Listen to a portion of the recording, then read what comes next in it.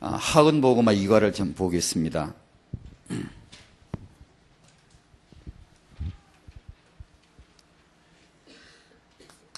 1과는 모세와 여호수아였습니다. 2과는 홍해와 요단입니다.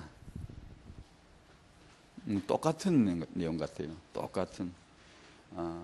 여기는 1세대이고 2세대이고요.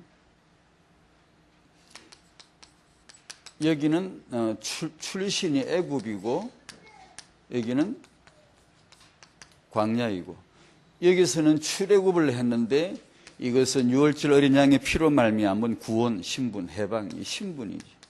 신분을 확인하는 것이죠. 여기서는 출광야를 해야 되고 광야의 수준을 넘어가야 되고 수준이죠. 정복을 위한 것이죠. 여기서는 지도자가 모세였고 여기서는 지도자가 여호수아로 이렇게, 우리 다락방에서 하나님 주셨던 축복이고 앞으로도 반복해서 주실 축복이 그림이 딱 나오지 않습니까? 앞으로도 이대로 이것이 반복되고 이대로 이런 역사가 계속 되어야 세계복음화가 되겠죠. 하나님이 이런 축복을 주실 게 틀림없거든요. 1번은 출애굽을 할 때에 하나님은 이스라엘을 홍해 앞에서 길을 만들어 걷게 하셨습니다. 아멘. 우리는 이걸 믿습니다. 하나님은 홍해 바다에 길을 내신 분입니다. 기적의 길을 내신 분이죠. 2번 요단의 기적은 지금도 일어날 수 있습니다. 아멘. 이걸 우리는 믿습니다. 내 인생의 앞길에, 그리고 부모 앞에, 육아할 부모 앞에 육아를 어떻게 해야 되냐? 태산 같은데, 홍해 같은데, 그러나 그 육아 앞에 하나님은 기적의 길을 내실 수 있는 분이다. 얼마든지요. 잘 하려고 하기 전에 우리는 여기서는 여호와의 사자가 앞서갔고 여기는 언약궤가 앞서갔습니다. 아주 너무나 정확한 우리에게 메시지입니다. 하려고 하지 말고, 헤엄치려고 하지 말고, 덤비지 말고, 애 잘 키우려고 용 쓰고 막 머리 신경 쓰고 막 그런 거 하지 말고, 우리 부모가 뭘 해야 되는가를 너무 잘 보여주십니다. 너무나 잘 보여주십니다. 우리가 너무 잘나서 그렇지, 그냥 난 바보요, 난 모자라요, 난 서툴러요, 그냥 난 돌쇠 같아요, 난 순전하고 그냥 좀 서투른데, 그냥 들은 대로, 시킨 대로 그냥 하겠어요 하고 우리가 언약 잡고 딱 앞세우고 따라갈 수만 있다면 우리 앞에 기적의 길은 열릴 수 있다고 믿습니다. 지금도. 얼마든지. 오늘 우리는 여기 뭘 하자고 모인 게 아니고 하나님이 계시기에 모였고 하나님이 말씀하시기에 모였고 그 언약궤를 따라가려고 모인 줄로 믿습니다. 역사가 거기서 일어나는 거죠.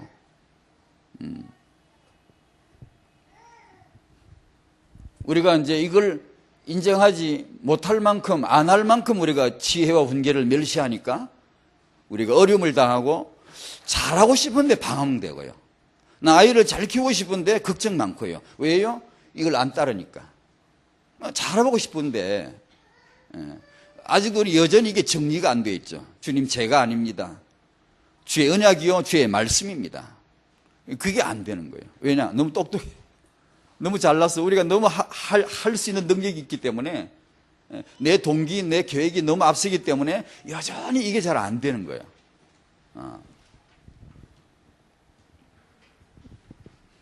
얼마 전에 그런 어떤 세상 떠나신 분이 있죠. 우리가 세상 떠나셨다고 모여가지고 이렇게 얘기할 때, 그래 전 카톨릭 대학교 총장 되는 분이 그런 말씀했어요. 이분이 사랑과 나눔으로 눈의 각막도 나눠주고 이랬다고 그걸 갖다가 오병이어를 갖다 거기다 대고 설명을 하더라고요. 예수님은 그 들판에서 아무도 도시락을 안 꺼내놓는데 예수님이 먼저 자진해서 오병이어를 꺼내놓으니까 죄다 숨겨놨던 거 다 꺼내놔가지고 다 이렇게 먹었다고, 풍성하게 먹었다고. 그러면서 이분도 이렇게 자기 것을 이렇게 나누어서 이렇게 나눔의 실천을 했다고. 아니, 자기 거 있는 거 꺼냈는데 어떻게 먹고 12광 줄여 왜 남습니까? 바보지. 아, 자기 그 도시락을 꺼내 먹었는데도 12왕제리가 왜 남습니까? 그게. 사람이 이게 그냥 상식으로 생각을 해도 그게 안 되지. 그건 예수님이 행하신 이적입니다. 홍해는 갈라진 겁니다.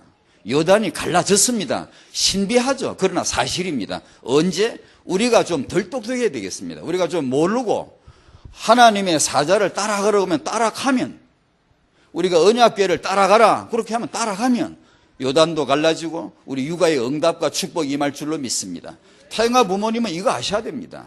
우리는 지금 애 잘 키우자고 하는 게 아닙니다. 렘넌트가 하나님이 행하실 것을 잡아야 됩니다. 언약을 잡아야 됩니다. 홍해와 요단, 너무 우리 그림이네요. 우리에겐 모세 같은 분이 계시고 우리에겐 지금 요수아 같은 분이 계시고, 지도자, 말씀과 메신저.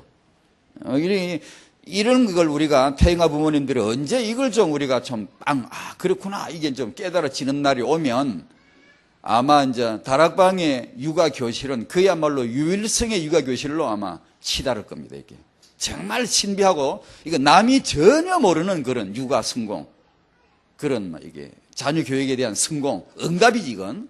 그런 것들이 막 터져 나오게 되겠죠. 정말입니다. 하나님은 이 시대에 그런 역사를 하시고 렘넌트를 세우실 줄로 믿습니다. 응답의 렘넌트죠. 그야말로 축복의 렘넌트죠. 그런 것을 보여주는 1과 2과입니다. 3과도 마찬가지. 언약궤와 여리고성. 너무나 정확한 하나님 메시지인 것 같아요. 메시지이신 것 같아요. 서울에서 우리 사역자들 모임에서 잠깐 했던 지난번 강사단 렘넌트 전도학 메시지를 들을 때 독서가 나왔습니다. 그래서 제가 그걸 들으면서 좀 정리를 해가지고 사역자들 같이 나눴는데 이 내용을 조금만 소개할게요. 왜냐하면 렘넌트들에겐 항상 나오는 메시지예요. 부모님들이 참 새겨 들으셔야 됩니다. 렘넌트에게 늘 나오는 메시지예요. 독서, 책. 간단하게 그냥 정리만 쭉 해볼게요. 인간은 책을 읽습니다. 읽어야 합니다. 읽게 되어 있습니다. 짐승은 안 읽습니다. 인간은 읽습니다. 많은 사람이 안 읽죠. 그러니까 인간으로서의 규모를 못 갖는 겁니다. 인간은 책을 읽게 되어 있습니다. 신기하게 이 말은 굉장히 중요합니다. 인간은 책을 읽습니다. 이 책을 읽을 때 이 책이 인간을 이렇게 만들어줍니다. 성공을 하죠. 많은 성공자들 한번 여러분 사례 읽어보십시오. 제가 요 근래 읽은 거는 누구든지 간에 누구든지 좋습니다. 어느 분야의 성공자라도 그들을 읽어볼 때 공통적인 특징이 있어요. 그것은 분명히 독서입니다. 분명히 있어요. 그건 100이면 100 틀림없어요. 이걸 우리가 왜 놓쳐야 됩니까?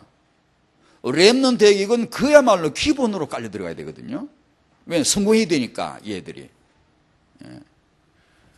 그런데 이 책은 사람을 무너뜨립니다. 많은 사람이 멸망하고 많은 사람이 잘못되고 많은 사람이 이상한 지도자가 나오는 이유는 책 때문입니다. 책을 잘못 읽은 거예요. 분명히 책은 사람을 만드는데 그렇게도 만들어버려요. 여러분, 저는 한때 이거 조사를 해봤어요. 제 나름대로. 세상에 있었던 인물, 지금 인물도 자세히 해봤어요. 틀림없이 나옵니다. 이 사람이 이렇게 되게 된 사상의 건재는 언제 무슨 책을 읽은 게 딱 나옵니다. 그때 획 돌아갑니다.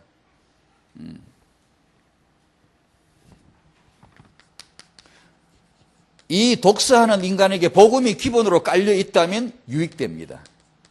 그야말로 복음이 타영아 때 들어왔건 중간에 치고 들어왔건 어떻든 간에 복음이 주 역할을 하게 되면 이제 뭘 읽어도 이건 이제 복이 되고 유익이 되는 거죠. 이게 안 되면 위험하죠. 문제는 이제 우리 얘기인데 태영 유초 때 이 독서 기반이 깔려 들어가야 되는데 이거 어떻게 되냐 이거죠. 이게 이제 우리의 문제인데요.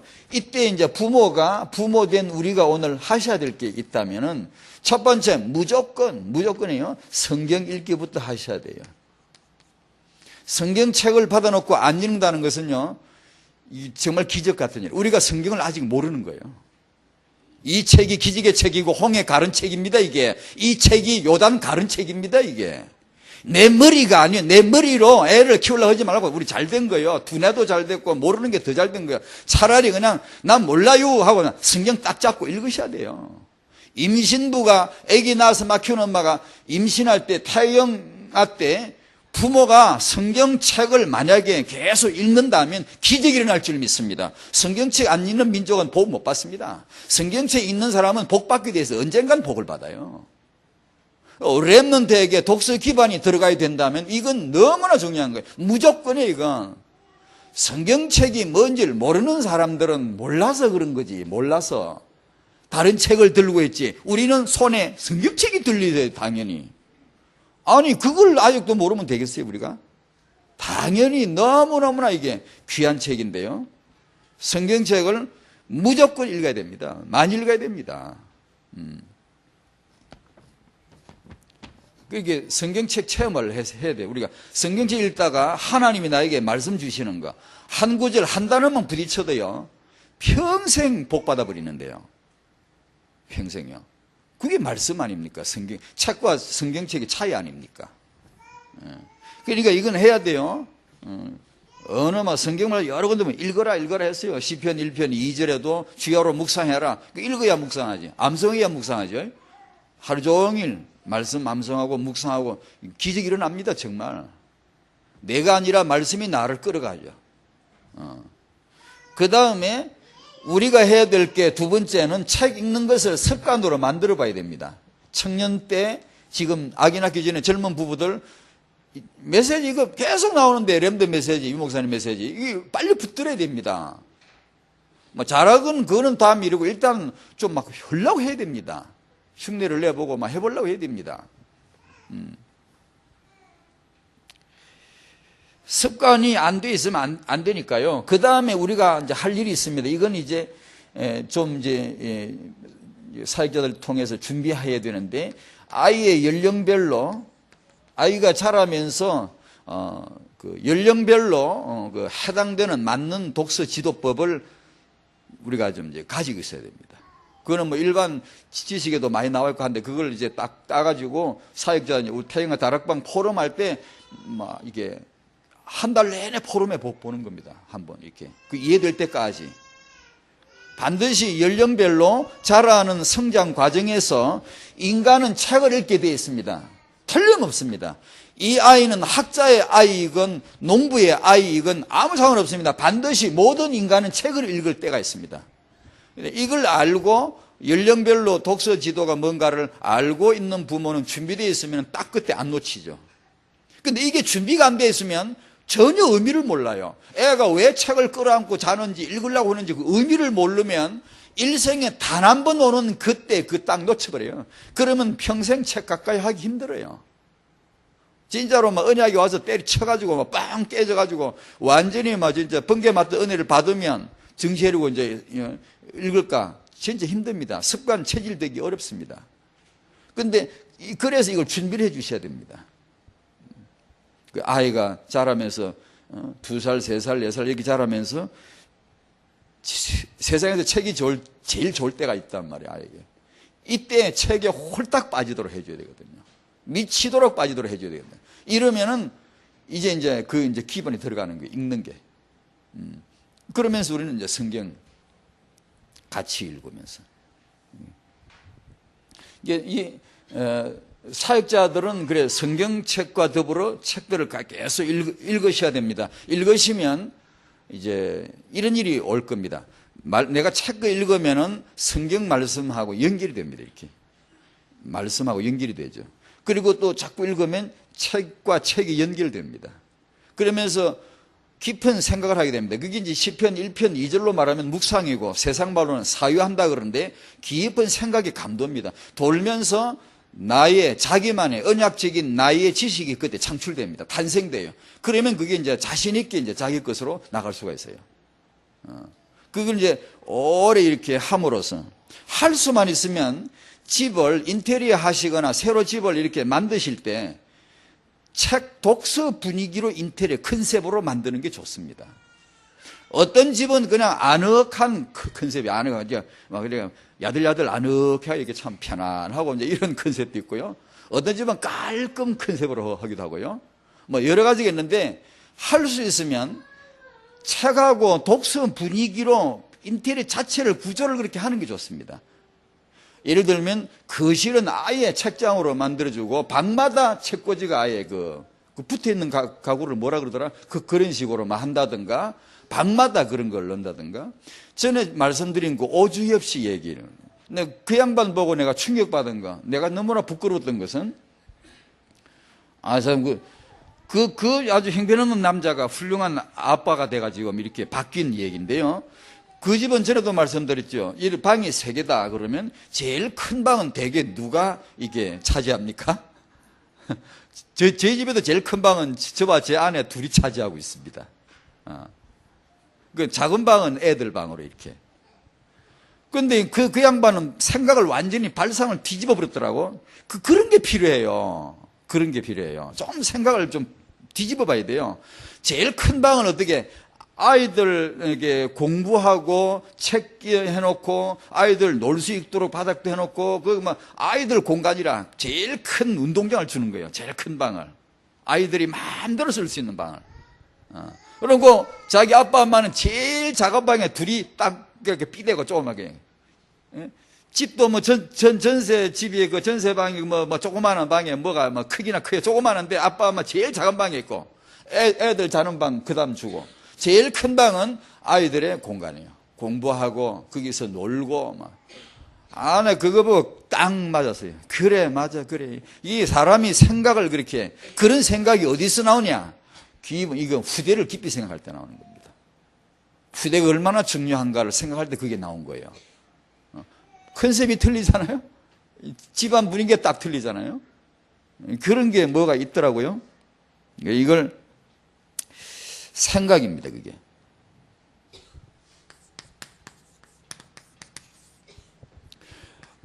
오늘 우리 2가지 잘 붙읍시다. 타영아 렘넌트 축복을 받으실 분들인데 아까 말씀드린 거 똑같습니다.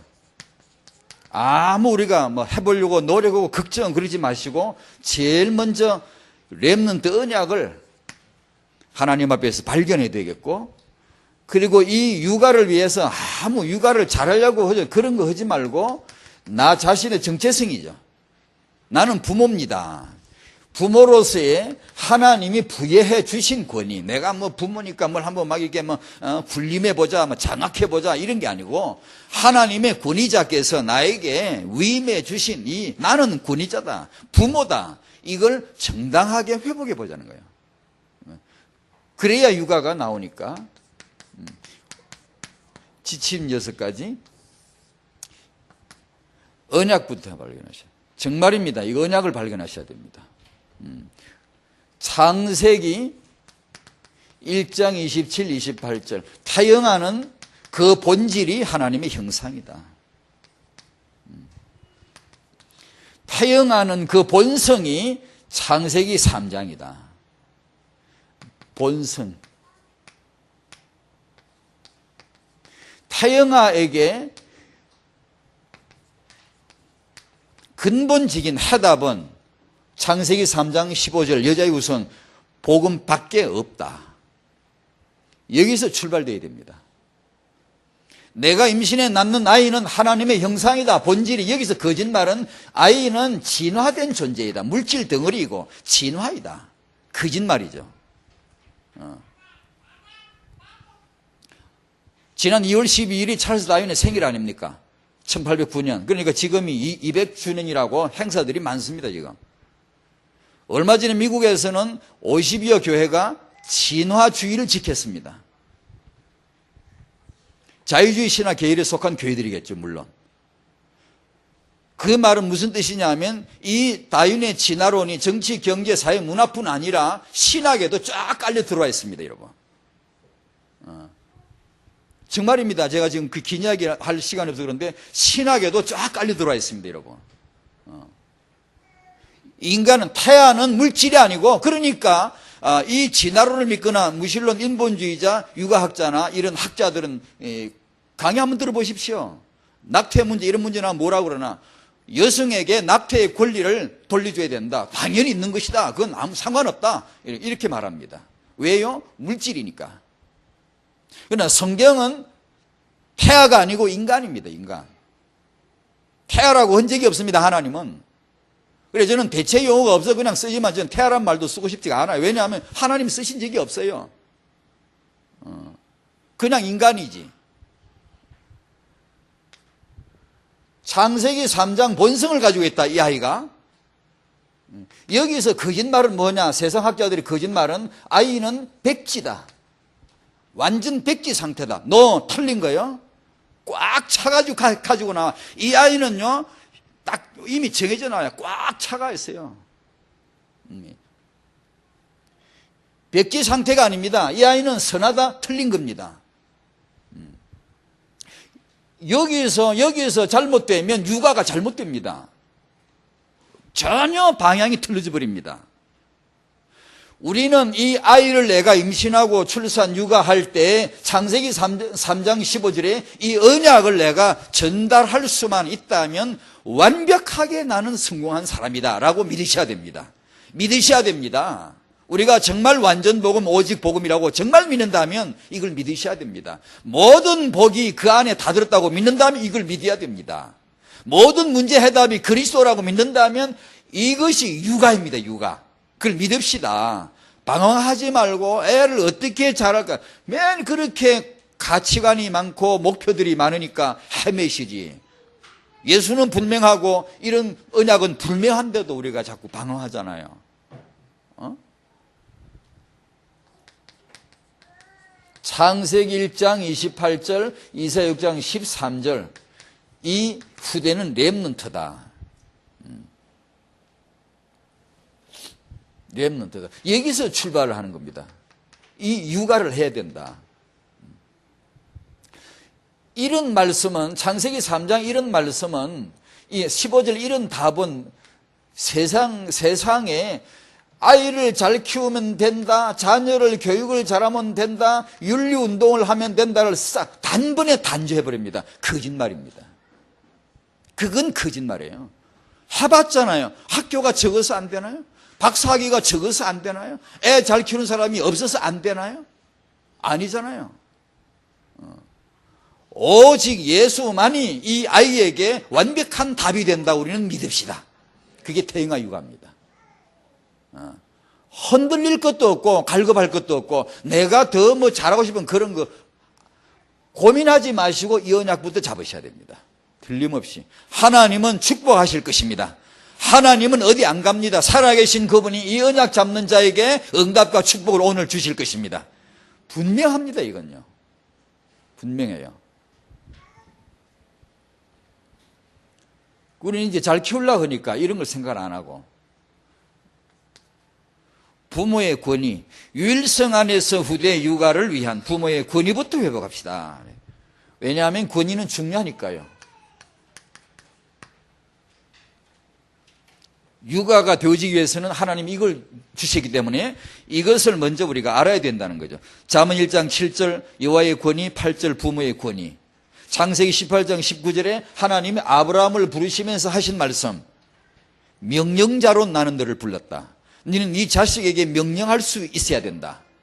왜냐하면 여호와의 공의와 공도와 그 일을 행하게 하기 위해서, 자식을 잘 다스려 복종하게 하기 위해서 나는 너를 명령자로 불렀다. 나는 너를 아버지로 불렀다. 그 말씀이거든요. 이걸 회복하자는 얘기예요. 언약 안에서요. 이게 중요하다는 얘기죠. 태영아는 하나님의, 이 태영아 렘넌트는 하나님의 창조로 되는 것이고 부모의 육아로 되는 것이고 육아에는 제일 먼저 권위가 있어야 된다는 거예요. 그걸 우리가 있어야 되겠다 이게 아니고 하나님은 그걸 말씀하시니까. 그러니까 아이를 향하여 우리가 뭘 이렇게 잘해보려고 하지 마시고 오늘 우리가 이걸 잡읍시다. 언약을, 내 언약을, 부모 정체성을 회복하는 거예요. 하나님, 제가 부모인데요, 부모입니다. 정말 부모로서의 정당한 권위를 내가 회복하게 해달라고 그 기도를 하셔야 됩니다. 그게 보여야 됩니다. 하나님 안에서, 말씀 안에서 내가 누군가 보여야 됩니다. 난 아버지입니다. 아버지. 그런데 참 희한한 거예요. 참 이거 많이 보여야 됩니다. 신기하게도 성령과 그분의 말씀 보여주십니다. 이게 성령 역사하지 않으면 진짜 안 보이게요. 통탄할 일이 한두 개가 아닌데도 안 보이거든. 내가 아버지로서 어머니로서 내가 이 엄청난 권위자인데 이걸 내가 제대로 행사하지 못한 게 엄청 한스러운 게 100가지도 넘는데 안 보인단 말이에요. 안 보이면 탄식을 안 해요. 울지를 않아요. 내가 얼마나 이게 이상한 인간인가 그 보이질 않아요. 그러면 정말 기도가 안 나와요. 기도가. 전 이렇게 생각합니다. 제 자신부터 다락방의 아버지 된 내 자신, 다락방의 아버지들, 어머니들 이게 권위가 정당하게 회복이 되는 그날 이제 시작입니다. 시작. 그날까지 가도록 하나님이 계속 메시지를 주실 것입니다. 이게 목사님의 권위, 선생님의 권위 다 권위지만 이게 부모의 권위입니다. 부모. 진짜 사각지대입니다. 이거는 정말 사각지대입니다. 이슬람은 왜곡된 권위를 그냥 종교를 교류해서 확 잡고 있는 권위지만 정통파 유대인들은 이걸 아주 율법안에서 권위를 잘 씁니다. 권위를 심하게 말하 너 니가 둘이 결혼해라 그 말씀도 순종할 정도로. 왜냐 신명기 6장 4절에 들으라고 하나님이 말씀 주시기 때문에 쉐마 들으라. 제일 중요한 메시지 그겁니다. 들으라는 겁니다. 우리가 그게 들리면 좋겠어요. 들리면 나는 들어야 된다. 듣는 사람. 그러니까 이거 안 하고 많이 공부하고 배워놓으면요, 이게 자기만 이렇게 실력만 늘지 순종을 몰라요. 저도 사역자라면 사역자인데 사역자에게 중요한 건 사역이 아니거든요. 메시지가 아니거든요. 말 잘하는 게 아니고 순종할 줄 아는 거거든요. 순종할 줄. 내 권위 아래 순종할 줄 아는 거거든요. 그래야 내가 복을 받죠. 그게 우리가 제일 잘 안 돼요. 아버지의 권위, 하나님의 권위 이게 쫙 흘러가는 거예요. 육아에서 가장 필요한 게 뭘까요?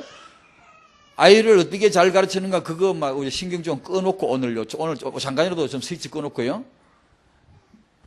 권위를 아버지로서의 권위, 어머니로서의 권위를 찾자는 거예요. 육아 현장에서 말이에요. 이걸 알고 세상은 이게 완전 사기됩니다. 왜곡되어 있어요. 권위가요. 그걸 일조하는 자들이 아주 적극적으로 돕는 자들이 이 진화론 인본주의 학자들입니다.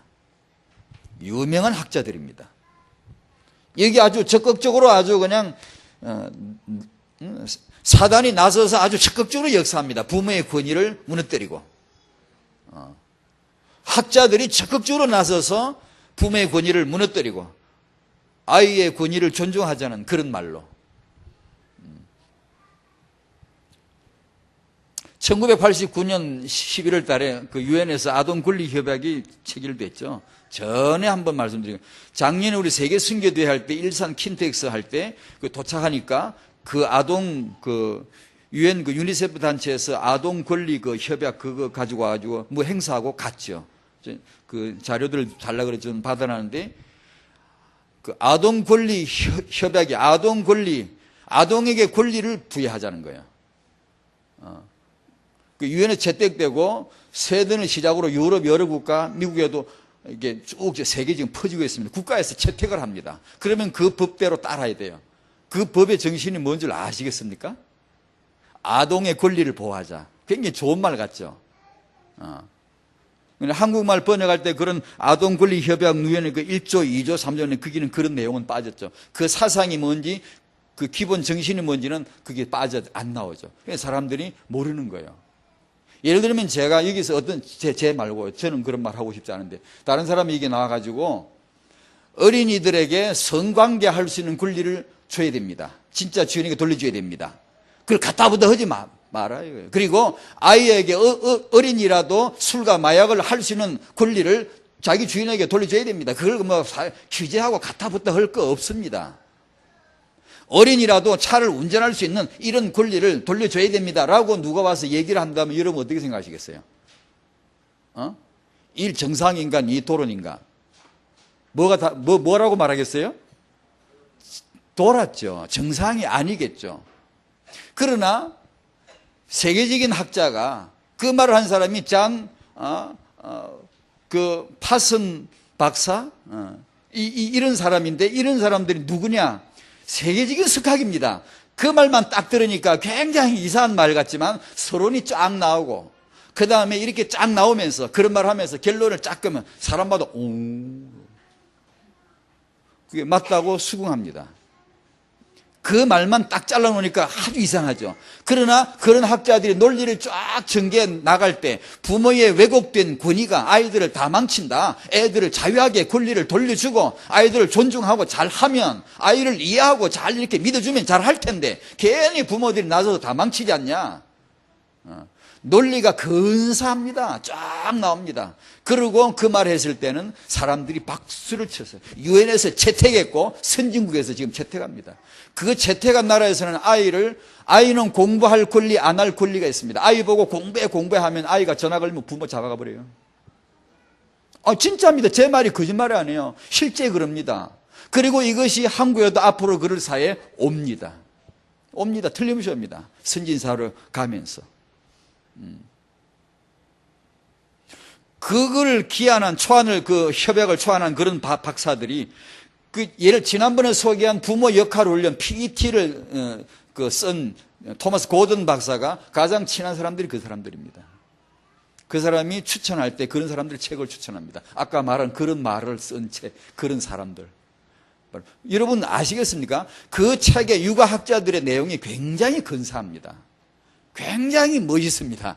그러나 그 사상이 어디서 왔는지를 알게 되면 영적 전쟁임을 금방 압니다. 이건요. 그래서 지식을 함부로 집어먹으면 안 돼요. 책을 읽을 때 성경과 연결시켜줘야 돼요. 말씀에 연결시켜서 판단해야지 그냥 집어먹어버리면 나중에 다 채버려. 독인 줄 모르고 먹어버리죠.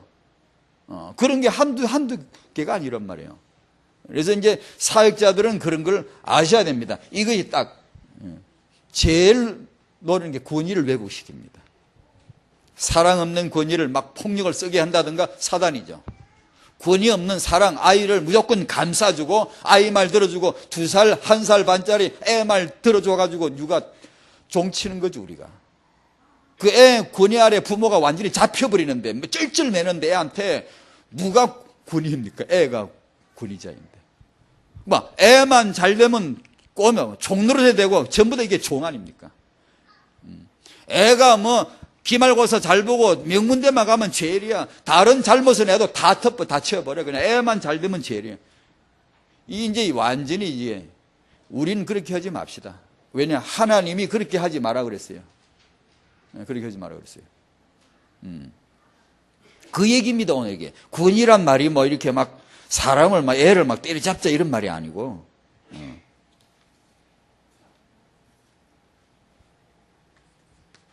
그래서 우리는 성경을 잘 봐요. 성경에는 말씀입니다. 우리가 하나님을 믿는다 할 때, 예수님을 믿는다 할 때 말씀을 믿는 겁니다.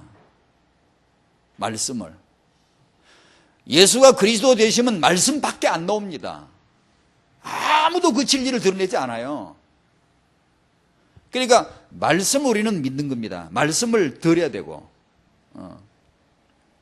성경에 이제 이 성경에서 권위를 말씀하는 내용들이 많습니다. 쭉 나와요. 다음에 이거 한 번 더 이렇게 언급하려고 합니다.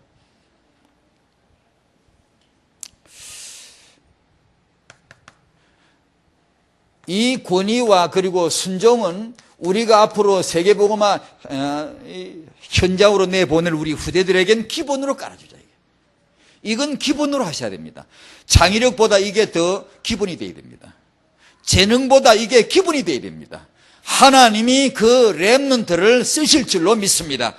하나님의 권위 아래 순종할 줄 알지, 부모의 권위 아래 순종할 줄 알지, 이게 세계복음화 렘넌트의 기본이다. 이걸 우리는 하자 이 말이에요. 다른 건 좀 2번, 3번으로 내려놓고 요거부터 하자 그 말이에요. 틀림없이 하나님이 축복하실 테니까. 그 육아를 단순하게 목표를 딱 잡자 이 얘기예요. 복잡하게 생각하지 말고. 얼마 전에 일본 어느 지역의 시골, 아주 시골 학교가 동경의 최고 명문 대학을 들어가는 얘기를 합니다. 사례를 얘기합니다. 근데 사립고등학교, 사립유치원에서부터 사립고등학교까지 다니고 유치원에서부터 사립 아주 명문 과외를 받은 애들도 치열하게 경쟁하는, 못 들어가는 그런 명문 대학을 저 시골에 벽촌에 아이들이 들어간다 이거예요. 도대체 왜 그러지? 라고 연구를 했더라고요. 그 제가 보니까 간단한 특징이 딱 하나만 다 눈에 딱 기억에 남는 건 규모를 가르쳐요. 아무 다른 게 아니고 네 일은 네가 할 줄 알아야 돼. 공부도 가르치는 게 아니에요. 네 일은 네가 할 줄 알아야 돼. 이 규모를 가르치니까 지가 알아 다 하는 거예요. 세상에 그게 교육이에요. 진짜 사람 만들지 공부도 해야지. 다른 공부는 명문살이거든. 사람 되는 건 제껴나. 사람이 이게 뭐 버릇이 있든 없든 뭐 이게 뭐 어른을 알아보든 못 알아보든 공부만 똑똑하면 제리가 그것만 딜이 시키는 거지. 그게 이제 아주 머리가 둔한 교육이고, 이 시골의 교육은 진짜 이제 제대로 된 교육이라. 그러니까 이 애들이 초등학교 3학년 이런 애들도 집에 와가지고는 엄마 아빠 안 계시면 지가 집안 살림 다 살아. 밥 다 짓고 지가 밥해 먹고 지가 숙제 다 하고, 숙제 아니고 그 다음에 예습까지 지가 할 거 다 해요. 학교에서 공부를 가르치는 게 아니었습니다. 네 일은 네가 할 수 있는 규모를 가르쳐 놓으니까 애들 다 하는 거예요. 그러니까 이게 그 다음 학교 상급 계속 이어지면서 삶의 규모가 돼 있으니까 어딜 가도 되는 거예요 그냥.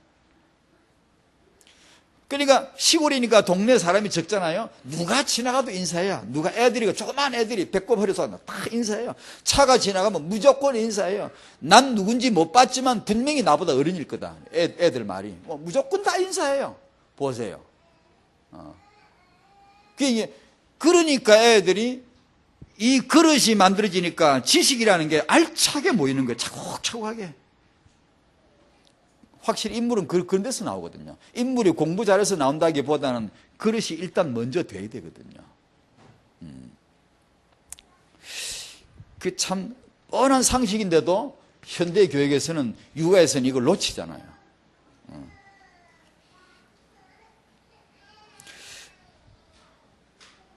권위와 순종으로 훈육할 6가지 행동 지침인데, 이건 이제 여러분도 이미 아실 거예요. 몰라서 제가 싫은 게 아니에요. 다 알지만 확실히 모르실걸요. 여러분 알고 계시지만 해보지 못하셨을 거예요 아마. 앞으로 한 달간요 우리 사역자 중심으로 태영아 다락방에서 해보십시오. 이걸 포럼하고 실습해보고 이게 완전히 이해될 때까지 해봐야 됩니다. 정말입니다. 지금 임신하신 분, 지금 아이 키우는 분, 이거 배우세요. 당장 빨리 배우세요. 이거 하셔야 됩니다. 애나 개나 권위에 대한 도전은 꼭 해본다네요. 덤벼 들어보고 자기보다 세다 그러면 행님 딱 하고, 자기 보기에 멀캉하다지만 끝까지 우기는 자기가 상위권이라는 거죠.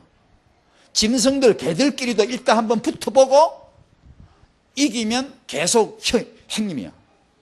서열이 쫙 정해지는 거죠. 개가 우리 집에 한 마리 왔는데 제 막내가 키우는 개인데 저한테는 꼼짝 못해요.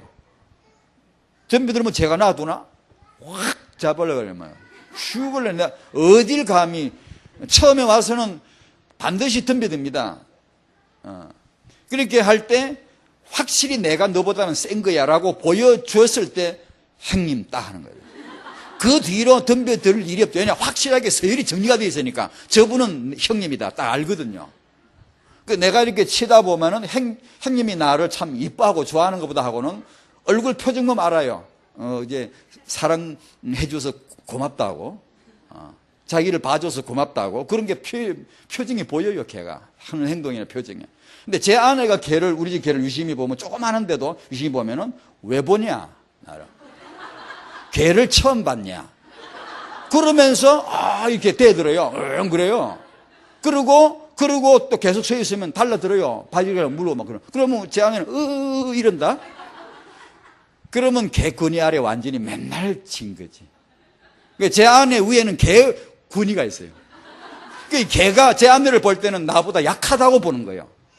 끝까지 무시하는 거예요. 깔보는 거예요. 그냥 쳐다보기만 해도 왜 보냐 이거야.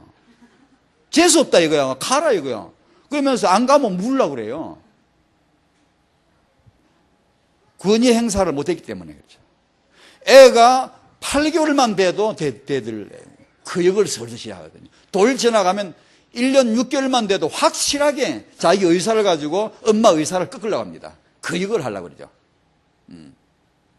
이럴 때 그 애를 이런 행동 지침을 가지고 잘 우리가 다스리지 않으면 분명히 아빠만 권위자거든요. 분명히 그 권위자인데 만약에 애의 그런 거역을 우리가 용납해버리고 감싸준다, 사랑이다 그러면서 아까 여기 말한 이런 학자들 말을 듣고 육아책을 읽은 사람은 절대 권위를 안 다스립니다. 거기서 배워버린 사람들은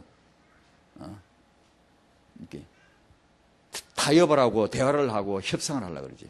예, 그거 맞습니다. 그게 나쁘다는 거 아니에요. 그런 능력이 있어야 됩니다. 그러나 여기서는 또 다른 면입니다. 잘 기억하셔야 됩니다. 이건. 애가 그렇게 할 적에 그것을 권위를 잘못해주면, 잘못 사용을 하면, 말이야, 횡포를 부린다든가, 아니면 아이 요구를 그냥 다 들어줘 버린다든가, 요래 되면 권위는 이제 완전히 뒤죽박죽이 되죠. 이 아이가 처음 만난 권위가 엄마고 아빠인데 이때부터 얘가 권위를 몰라. 그러면 사회생활 계속 나가면서 계속 부딪히는 거예요. 권위를 몰라요. 이래 되면 복 받기는 거의 어려워요. 완전히 복사 깨어져야, 완전히 도자기처럼 깨져야 그때서 뭐 회개 좀 할까 진짜 어려워지거든요. 그러니까 그 얘기입니다, 이게 지금. 첫 번째, 행동 한계선을 분명하게 제시하고 강력하게 시행하라는 거죠. 해서는 안 될 거, 해도 될 거 분명하게 합리적으로 설명을 반복 5번이고 10번이고 설명을 해서 아이를 하여금 인지하게 해놓고 그대로 하라는, 밀고 나가는 것이죠. 그런데 그렇게 이해를 시켰는데도 애가 대든다, 거역을 한다. 그럴 때는 반드시 맞짱을 떠라 이거죠. 그것을 물러서주고 감싸주는 것이 그것이 사랑이 아닙니다. 그 말입니다. 이거 반드시 붙어야 된다 그 말이에요. 그것이 이제 아이가 예를 들면 지난번에 말씀드린 대로 도자기를 하나 깼다, 100만 원짜리다. 그러면 100만 원이라는 것을 애는 모르지만 엄마는 알거든. 그러니까 얼마나 속상해요. 그러니까 셀입해죠. 100만 원짜리를 깼으니까 셀입하고, 이리 와라 했는데 밥상 차려놓고 야 밥 먹자 이리 와라 하는데 싫어 그러면서 딴 데를 가버린다. 이건 거역이거든요. 대드는 거거든. 분명히 거역이거든요. 엄마의 메시지를 분명히 알아듣고 반대로 하는 거거든요.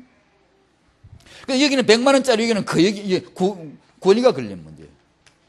우리는 100만 원짜리 깨치면 셀이 패는데 이건 거역하는데 대강 넘어가 버린다고 여기서 실수하는 거예요. 실수하는 거예요.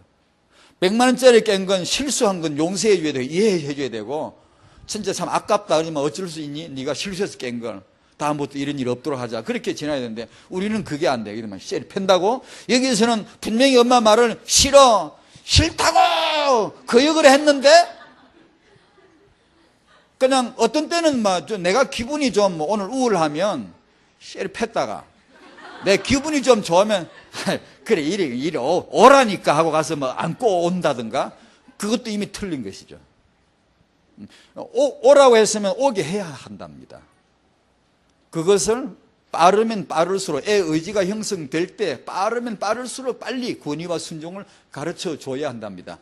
아비의 훈계를 듣게 해야 되고 어미의 말씀을 듣게 해야 된다는 거죠. 이것이 잠언이나 다른 성경이 가르치는 육아의 첫 번째라는 거예요. 그걸 안 하면 이미 처음부터 이미 육아가 빗나가 버린 거예요. 그 얘기입니다. 이게 쉬운 것 같아도 참 어렵거든요. 여기서 3번은 구별인데, 이 말은 이 애가 도자기 100만 원짜리 깬 건 실수거든요. 그때는 혼내지 말아야 되고, 이 단순한 말을 거역하는 것은 권위 문제인데 이건 분명히 벌 받아야 되거든요. 그게 분명히 그렇거든요. 벌 받을 일을 벌을 안 받고 벌 안 받을 일을 벌을 줘버리면 이게 완전히 혼돈이 와버린다는 거예요. 애들이요. 그렇잖아요. 그걸 구별을 해주라 하단 말이에요. 그걸 혼돈하지 말고 막 섞어서 아무렇게나 써먹지 말고, 권위를 아무렇게나 써먹지 말고. 그 다음에 4번, 자녀와의 충돌이 끝나면 한판 붙어서 승자, 패자가 승패 갈라지잖아요. 그러니까 반드시 부모는 이겨야 된다는 거예요. 싸워서 이깁시다. 이기자, 싸워서 이기자예요. 부모는 반드시 이겨야 된답니다. 왜냐? 하나님의 권위로. 내가 이기고 싶어 이기는 게 아니라 뭐 애를 잡아먹고 싶어 잡으면 그런 게 아니고 부모의 책임이라. 내가 이걸 안 하면 부모 역할을 유기한 거라, 안 한 거라. 그러니까 그래서 그런 말이지. 그러니까 반드시 이겨야 되고 애는 반드시 패해야 돼요. 권위 아래 순종을 해야 돼요.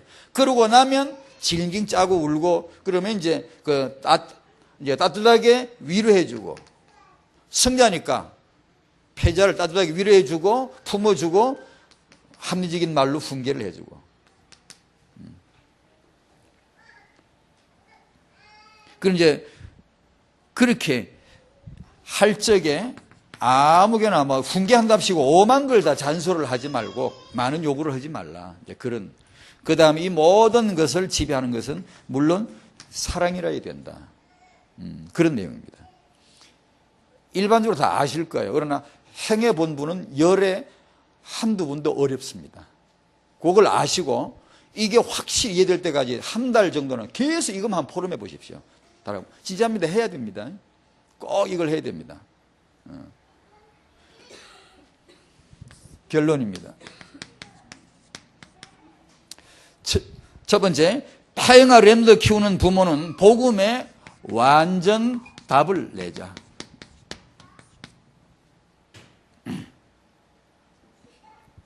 복음에 완전 답을 내시는 축복이기 바랍니다. 이 언약을 잡고 우리가 할 일은 오직 기도예요. 24시 기도하는 거예요.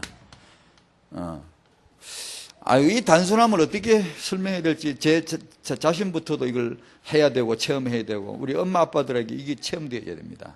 복음이면 되고 기도면 된다. 이게 만약에 안 되면 다른 것도 안 된다고 봐야 됩니다. 여러분이 이걸로서 내가 된다는 확신이 안 오는데 다른 걸로 여러분 해보려고 하는 것 자체가 이미 복음에서 상당히 빗나가 버린 겁니다. 그게. 내가 기도로 된다. 여러분 기도로 돼야지. 만약에 기도로 된다는 확신이 안 들면 이건 그때부터가 다 틀린 겁니다. 우리가 아무리 뭘 공부하고 뭘 하려고 그게 아닙니다. 그게. 기도로 반드시 될 줄로 믿습니다. 모든 문제를 누리는 거예요.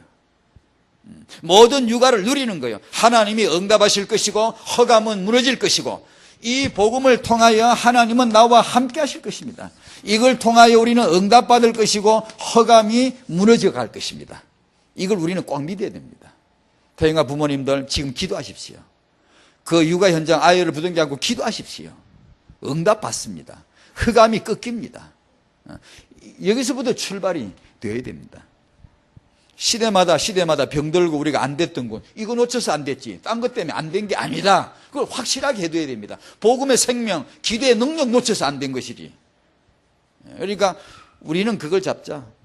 그리고 오늘 내내 말씀드린 육아의 목표를 단순하면서도 성경적으로 간단하게 정리하는 겁니다. 나는 내 육아의 이 아이의 언약적 규모부터 만든다. 큰 그릇부터 만들겠다. 이거부터 확실하게 하자는 얘기예요. 다른 거, 뭐, 국영수고 뭐 그런 거 다 그거 하지 말란 말이 아니에요. 또 그렇게 오해하면 안 돼요. 당연히 그런 학문을 내가 정당하게 이렇게 쟁취하고 또 공부하게 해야 된다라는 지식도 하나님이 안 주실 리가 없지요. 그 이상한 사이비 집단들이 오직 예수대가 아무것도 안 하고 뭐 집단을 만들어가있네. 그런 건 진짜 그 잘못된 거지만 바른 복음으로 바른 기도를 할 때 하나님이 우리를 왜 그렇게 바르게 합리적으로 인도를 안 하시겠습니까? 그리고 합리적으로 인도받는 방법은 공동체입니다. 5인 1조나 공동체입니다. 혼자서 깨달았다고 튀지 말고요. 항상 같이 포럼을 하고 그러면요 인도받아요. 교회가 그리 중요하다는 겁니다. 육아의 제일 먼저 목표를 권위와 순종에 두자. 하나님 축복 받으시기 바랍니다. 정말 이거 중요합니다. 꼭 이렇게 해야 됩니다. 부모님들. 다음 주에 이어서요. 이 부분을 좀 소개를 하고 싶어요. 같이요. 기도하겠습니다. 하나님 감사드립니다. 하나님이 역사하시옵시고 저희는 하나님을 믿습니다. 응답하실 하나님, 인도하시는 하나님, 언약궤를 앞세우신 하나님 믿습니다. 우리 앞에 내 육아 현장이 홍해 같을지라도 요단 같을지라도 하나님이 응답의 길을 여실 줄로 믿습니다. 언약을 알고 하나님의 말씀 잡고 따라가는 타영아 부모들 되게 하여 주시옵소서. 육아의 목표가 언약 안에 뭔가를 확실하게, 가장 단순하게, 명확하게 잡을 수 있도록 축복하여 주시옵소서. 부모의 권위가 회복되게 하옵소서. 예수님 이름으로 기도하옵나이다. 아멘.